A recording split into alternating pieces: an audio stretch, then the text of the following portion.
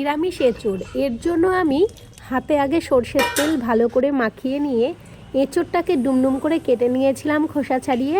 তারপরে আলুগুলোকেও একটু ডুমডুম করে কেটে নিয়েছিলাম। তারপরে এটাকে আমি একটু হালকা লবণ দিয়ে সেদ্ধ করে নিয়েছি। সেদ্ধ করে আমি এই জলটা আর ফেলিনি, এইভাবেই রেখে দিয়েছি। এরপর আমি একটা মশলা করে নিয়েছি, জিরে, আদা, কাঁচা লঙ্কা, আর এর সঙ্গে দিয়ে দিয়েছি একটু ফেটিয়ে 2 চামচ দই, কাশ্মীরি লঙ্কার গুঁড়ো আর হলুদের গুঁড়ো।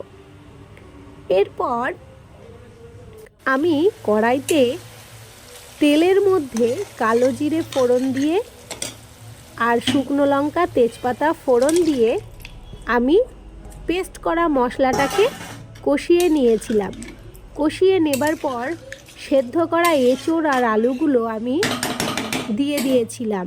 দিয়ে দেওয়ার পরে এর সঙ্গে আমি অ্যাড করেছি পরিমাণ মতো লবণ এবং একটু চিনি, অর্থাৎ মিষ্টিটা দিলে ব্যালেন্সটা ঠিকঠাক হয়, সেই কারণে অ্যাড করে একটু ভালো করে কষিয়ে নিয়ে আমি ঢাকা দিয়ে দিয়েছিলাম। এবং যখন দেখছি জলটা শুকিয়ে এসেছে তখন আমি হালকা করে এর ভেতরে একটু ঘি দিয়ে দিয়েছিলাম এবং নামানোর সময় গরম মশলাটা দিয়েছিলাম। তো আরেকটু যদি মনে করেন যে আপনারা ঝোল ঝোল করবেন, আরেকটু অল্প করে গরম জল দিয়ে দেবেন, কিন্তু আমি দিইনি। আমি এটা মাখা মাখা করেছি, করে নামিয়ে নিয়েছি এবং গরম ভাতের সঙ্গে গরম গরম পরিবেশন করেছি। দারুণ হয়েছিল, আপনারা এটা ট্রাই করে দেখবেন।